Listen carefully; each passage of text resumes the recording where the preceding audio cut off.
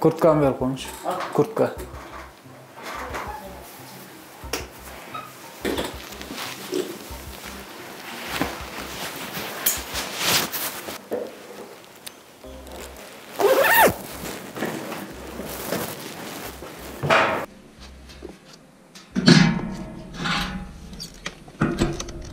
Баткендин Бужум айылынын тургуну 28 жаштагы Курсанали 1 жылдан бери буту баспай, арабага байланып отурат.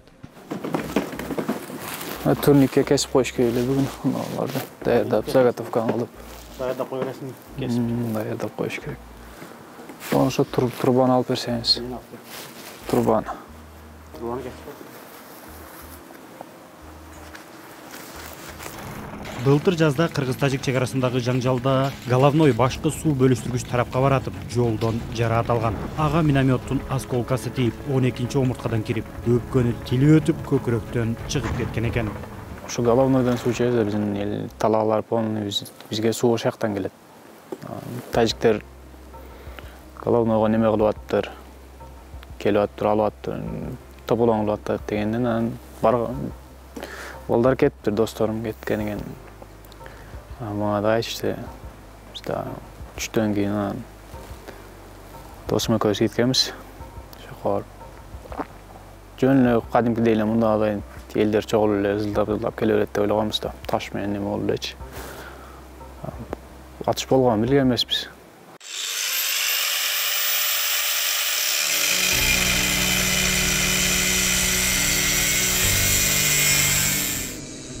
Жаратынан улам 5-6 ай буту таптакыр иштебей калган жигит азыр күн алыс Менчик клиникага каттайт. Ал тынбай кыймылдап, аракет кылып басып кеткиси келет. Арабада отурса да колдон эмне иш келсе, баарын жасап жатканын айтат. Эртең менен реабилитацияга барам, клиникага барып, обедте келем.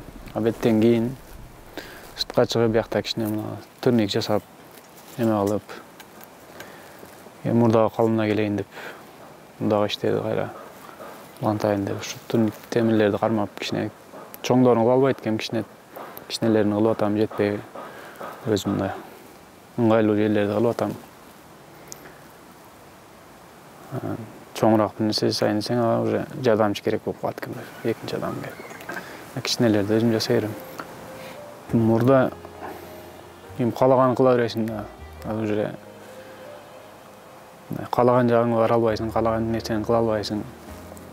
Сен нерсе кылыш керек болсо дагы бирөөнүн жардамы керек болот экен, өзүң көп нерсени кыла албай калат экенсиң. Ушу болгон күчү менен мурдагы акыбалга кайткым келип атат элечи.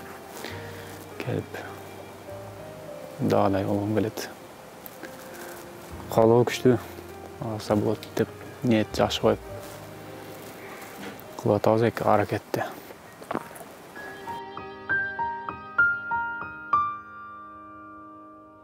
Курсанали өзү 3 туугандын улуусу, 1 уул, 1 кызы бар. Кичүүсү 1 жашка Али толо элек. Буга чейин Орусияда иштеп жүргөн ата-энеси Курсанали жараат алганын угаар менен кайра кайтып келишкен. Ушул тапта атасы Каныбек күнү-түнү уулунун жанында. Ата-эне айылдагы болгон мүлкүн сатып жиберип, уулунун ден соолугу үчүн дарыгерлерге жакын бололу деп Бишкекке көчүп келишкен. Каныбек уулун ооруканага, неберелерин бала бакчага ташыйт. Бутуга туруп кетиш үчүн күнүгө кыймыл болуш керек экен, бул да основной. Тынбай кыймылдап туруш керек экен да, постоянно кыймылдабыш керек экен. Себеби буттар катып калбаш керек экен, туруш жайында катып. Ошон үчүн күнүгө эртең менен туруп алып чыгып немеге клиникага апарам, Эсен клиника деген частный клиника бар экен, ошол жака апарам күнүгө. Алып барып обед кече ошол жакта болот, обедтеп келем, кайрап келем. Күнүгө 2500дөн төлөйбүз. Расход ошол. Анан кийин бошко убакта келип анан бекер үйдө жатса да кыймыл болбой калат да. Жата бергенмен болбойт экен, ошо өзүнүн кичине үйрөнгөн кеси бар эле, ошону алып чыгып жардамдашып, мындай бош убактысында мындай кыймылдап турат да, мына ошон нерселерди жасап, өзүгө да кичине неме болот, алаксыйт. Анан неме болсо кичине каражат болот экен. Жардам, өзүгө жардам кылат экен күнүгө. Ушул эми 10 айдан бери ушинтип өткөзүп атабыз күндү. Бирдеке болуп эле бутуга туруп кетсе, жакшы болот эле. Айылга кайтып алып кетет элек болабыз. 2 баласы бар. Балдары бар, немесе. Аял да ушул жерде тамак ашын ошол карап ушул жерде. Курсанали ден соолугу үчүн айына 100 000 сомдун тегерегинде каражат коротуп жатат. Эми Түркияга 6 ай сайын барып дарыланып келүү үчүн дагы 1 миллион сомдон ашык каражат керек экен. Баткенге алып кетелсе, аякта шарт жок караганга. Постоянно врачтардын көзөмөлүндө болуш керек экен. Анан квартира таап, анан ушул жерге чыктык, мына Каражыгаш айылга. Ушул жерге жашап, ушул жерде ошондон бери ушул жерде күнүгө ушу көрүнүш, эртең менен туруп реабилитацияга барабыз, ошол постоянно кыймылда болуш керек экен дедим. Күнүгө 2,5 миңден, мурда 2 миң эле жаңы жылга чейин, анан кийин 2,5 миңге көтөрдү. Ошону төлөп барып келип атабыз. Кече жакында Турцияга барып келдилер. Апарып 40 күнгө чакырды, 30 күндө барып келди. Ошого бир 17 миң доллар деген эле.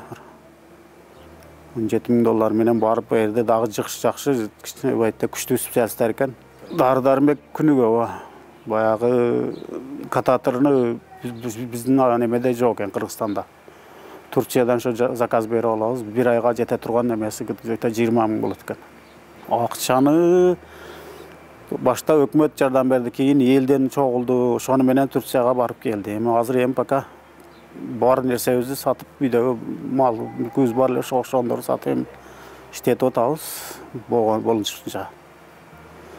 Алынча эми дагы барыш керек эми. Бара турган убакыт жакындап калды, ошого дагы 17 миң дегенде азыр арзаныраак болот дейт, экинчиси билбейм канча болот эми. Ошол жака акча топтош керек.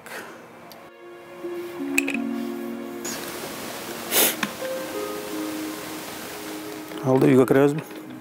Курсанали алгач арабага олтурмак түгүл, жаткан жеринен туралчу эмес. Акырында бутума туруп алсам эле айылга кетем деп жүрөт. Мурда иштеген ишин улантып, эмерек жасап, темир ширеткиси келет. Сквозной тешип чыккан экен. Аркадан кирип. Бияктан суу чыга баштады. Суу чыга баштады. Ошондон кийин эле сразу операцияны баштадылар окшойт. Ошондон кийин билбейм. Акта жаткан. Башында жатканда менен бияк отура албайт элем да. Постельный режимде бир ай, 2 ай жаттым. Тура албай, отура албайт элем башында. Отурсам кармабайт эле, жыгылып калат элем. Болот дейт, просто убакыт керек, көрөк лечение алыш керек дейт. Кыймылдап неме алып туруп реабилитацияга. Келет дейт, убагы менен келет дейт. Турцияга бардык, ошо мен кататор, биякта кататор койгон эле, постоянный. Onu алып салып, одноразовый колдон ошондо батырап өзүнө келет деп, калыбына келет деп, ошону неме кылышты. Алып, ошо реабилитация кылып ал жакта. Немени жасап берди бияктан, бутка. Ошону кийип, сиретка кылдырды, бассейнге чүрүп, бассейнде неме кылып атты, реанимация кылып аттылар. Ошону бир ай туруп келдик. Эми алар постоянно болуп турушуң керек дейт, 6 ай сайын келип турсаң жакшы болот дейт. Алардыкы кымбатыраак экен да бизге.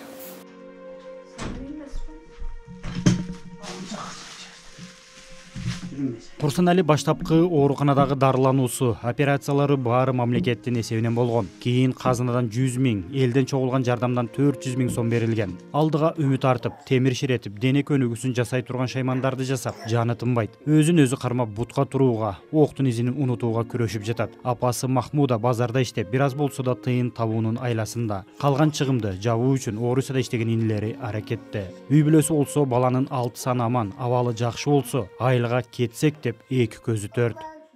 Ошо баланын аркасынан келдик, ошо жака үйдү жаап коюп эле келдик да. Эми кетиш керек, мунун баланын немеси бuyakta болуп атпайбы? Ошого жаап коюп турабыз. Жакшы болсо, Кудай калса кетебиз, үй жайыбыз бар. Эми балага үй салабыз деп турган жай эле да. Мындайча бала кетип алып кетти. Жакшы болсун күтөбүз да.